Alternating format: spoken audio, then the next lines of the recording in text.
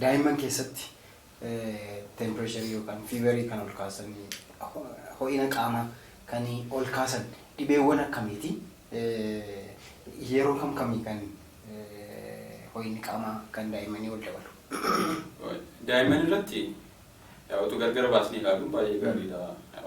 Daawwattoota keenyaaf akka mijatuu fi yeroo baay'ee ogeessotis kan fayyadaman guyyaa 90 yookiin ji'a 3 gadi ji'a 3 ol guyyaa 90 ol kan jiran utuu gargar baasnee ilaalamee gaariidha.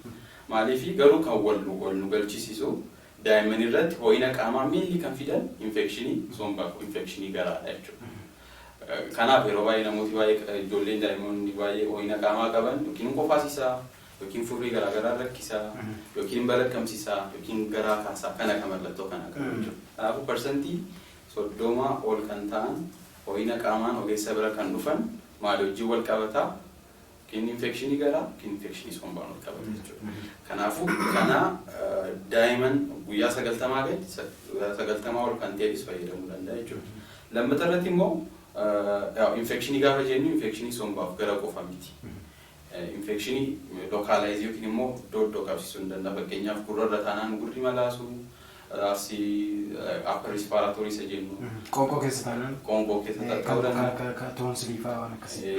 Somba keenya garaagaraa taanaan qofaasisuu akkasumas immoo garaa keenya garaa kaasaan jiraata.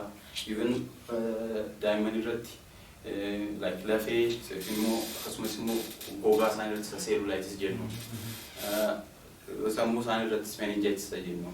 Kanaafuu infekshiniin garaagaraa iddoo garaagaraa irratti lokaalaayiz ta'e kan qabatu jiraachuu danda'a tokko jechuudha. Kan biraa immoo akkasumas immoo biyyi keenya busaan baay'ee beekamaadha. Kanaafuu daa'imman irrattis busaan dhagna gubaa fiduu danda'a. Dhagna gubaa fiduu danda'a jechuudha. Gaafa infekshinii jennu vaayirasii jechuu dandeenya. Baay'een isaanii vaayirasiidha. Kanaafuu vaayirasii immoo gaafa jennu self limiting yookiin immoo ofiin immunitiin mataan isaa ofiin lolee mo'ata jechuudha. Qoricha laachuun baay'een gorfamu. Garuu immunitii yookiin immoo humna daa'imni sun dhukkuba isaa sana irraa of ittisuu danda'u sana jabeessuudhaan dhukkuba sana akka irraa ittisuu gochuu danda'a. Ittaansee baakteeriyaadha. Baakteeriyaadha taanaan maaltu barbaachisaa? Qoricha barbaachisaa jechuudha antibaayootii keessa jiru. Fangasiin garaagaraan fida.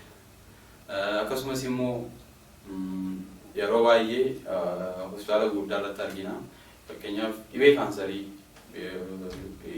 dhiigaa taanaan akkasumas ho'ina qaamaa ol kaasuu danda'a. Namoota qorichoota garaagaraa irra jiran ho'ina qaamaa ol kaasuu danda'a daa'ima irratti jechuudha. Akkasumas immoo daa'imman dhibee onnee qabu. Maaliif gaafa dhibee onnee qabaatu infekshinii garaagaraa ammas waan irratti qaama isaa irratti mudatuufis kunis qaama isaa ol kaasuu danda'a jechuudha.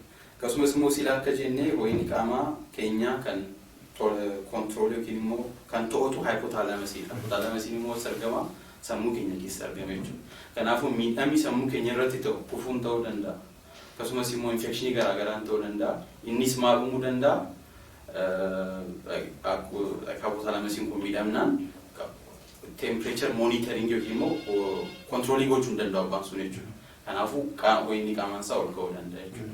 Akkasumas immoo kana kaasnaan hin gaagaru kanaan dabalatas ho'ina qaamaa garaagaraa fiduu kan danda'an dhibee baay'ee jira. Baay'ee jira jechuudha. Garuu warri gurguddaa jennu baay'ee isaan kana. Isaan kana. Especially infekshinii garaa.